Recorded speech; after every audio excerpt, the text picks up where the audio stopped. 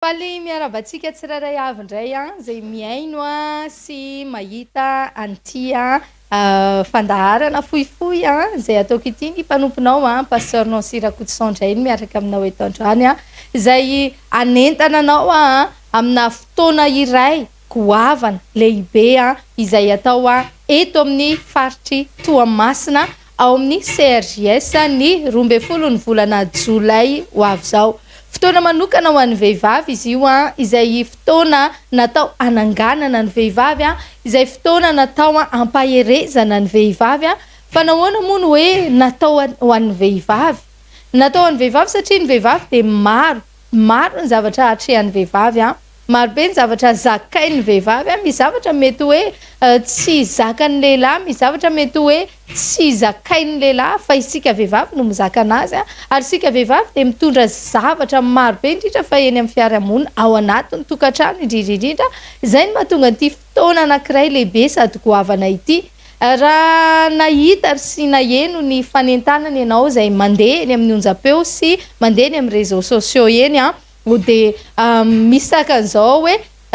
ny fanombohana raha te ho lasa lavitra ianao dia ny mazaka ny adinao, ny mazaka ny zavatra izay andalovanao ka be dia be ny zavatra mety iainantsika vehivavy, be dia be ny ady izay hatrehantsika fa zao raha te ho lasa lavitra sy ho te ho tafavoaka amin'ny adinao ianao dia mila mazaka ady. Izay indrindra no anton'ity fotoana ity izay anentanana ianao izay fotoana manokana iarahana amin'ny pasteur Sandra Razafy-Mandrato izay atao hoe tsy amin'ny CRJS ny 12 ny volana Jolay ho avy zao amin'ny 2 ratolakandro izy io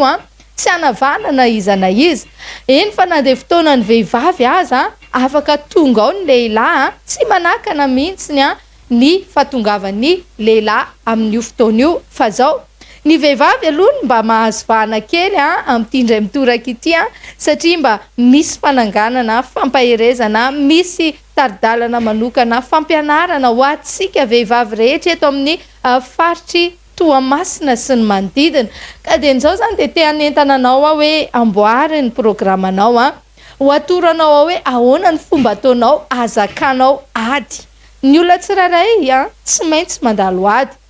Raha mbola eto ambony tany tsika sy ianao raha mbola eto amin'ity zao tontolo zao ity dia tsy maintsy mandalo ady. Fa ny tombony manokana ho antsika dia izao mandalo ady miaraka amin'Andriamanitra. Na miaraka amin'Andriamanitra ianao zany, na mivavaka ianao zany, na tsy mivavaka dia tazio fa tsy maintsy andalo ady foana ianao. Fa zao ny tombony ho antsika dia izao rehefa mandalo ady zao sy ianao dia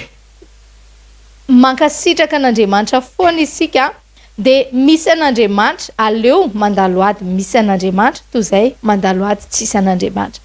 Anasana ianao ty fotoana ity izay tena fotoana goavana manokana iarahana amin'ny pasteur Sandra Razafy-Mandrato sy ny ekipan'ny Iray Manontolo eto a Toamasina. Anasana ianao amboary ny programanao, amboary ny fotoananao dia n'izao fa fotoana afinaritra izy io isy fampaherezana, isy fiderana, tena hoe ankalaza isika, ankalaza an'Andriamanitra isika, isy fifaliana. Mety hoe ianao ilay vehivavy tsy mba niainana izany fifaliana izany mihitsy ianao, mety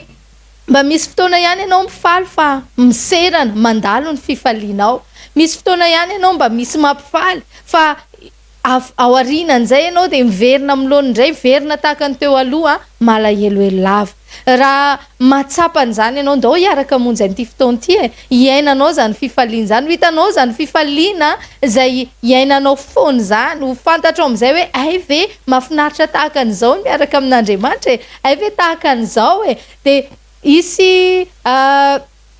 partage ao, isy fiderana ao, isy zavatra maro be. Fa ny zavatra tiako lazaina dia izao hoe tongava amboary ny programanao. Asabotsy fotoana io asabotsy amin'ny 2 ora fa afaka manamboatra programa dia izao ianao raha misy zavatra mety hoe azonao atao manemitra azy satria fotoana anankiray tsy miverina io indray mandeha isan-taona isika no manao an'io fotoana io etsy amin'ny CRJS izay rahantsika amin'ny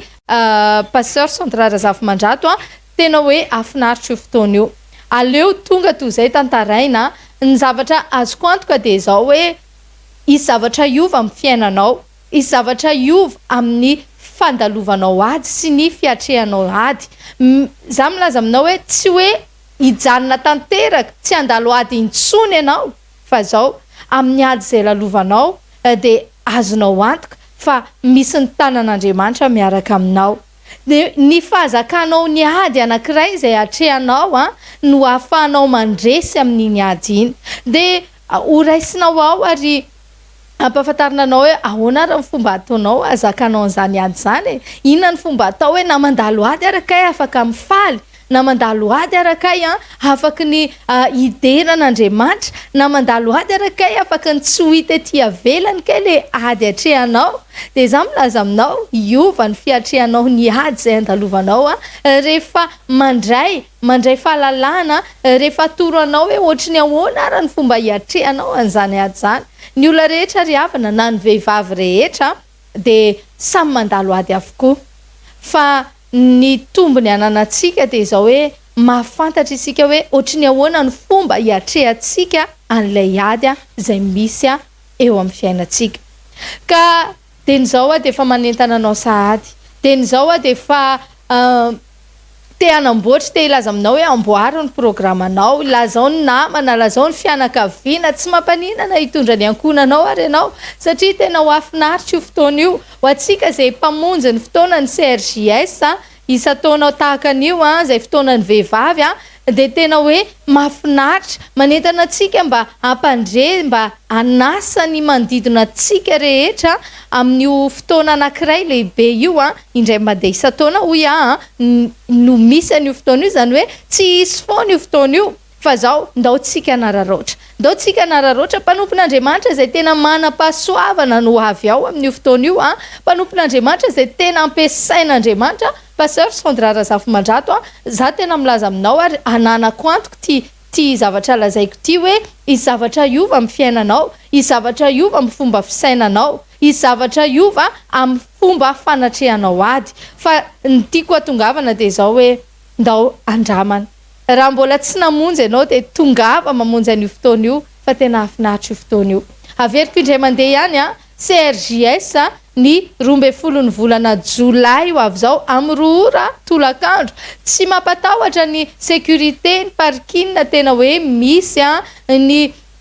fametrahanao ny fiaranao, ny moto anao de azo antoka tsara. Rehefa tonga ao ihany koa ianao de misy andreo mpandray anao accueil mahafinaritra be andray anao ao zany hoe tsy ohatrany hoe vahiny ianao zany raha zay ianao vao hanatrika an'io fotoana io, fa isy olona hitarika anao ao anoro anao hoe ohatrohatry zao apiditra anao mandra-pahatonga anao amin'ny toerana zay hipetrahanao fa ao anatin'io fotoana io kosa nefa de za milaza aminao tsy maintsy miova ny fiainanao. Ninona zavatra andalovanao, ny zavatra rehetra atrehanao, ny problème,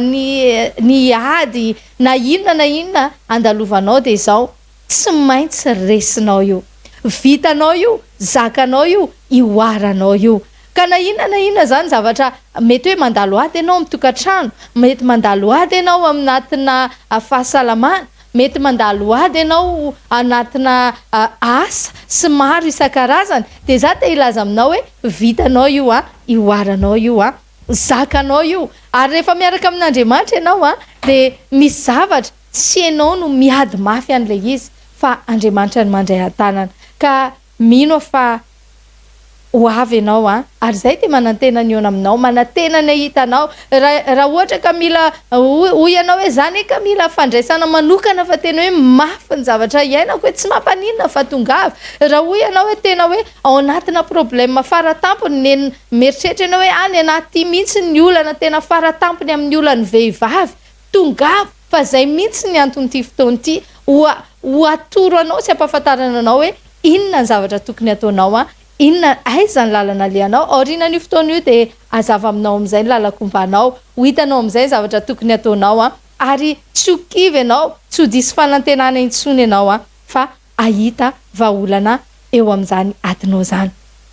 Ka zao ny 12 ny volana Jolay averiko ihany mba tena ho tafiditra tsara ao anatin'ny sainao le izy raiso mihitsy, raiso amin'ny agendanao mihitsy mba tsy ho adinonao satria indraindray sika mety hoe manadinidino misy programa hafa sendra mba misisika eny tenatenany eny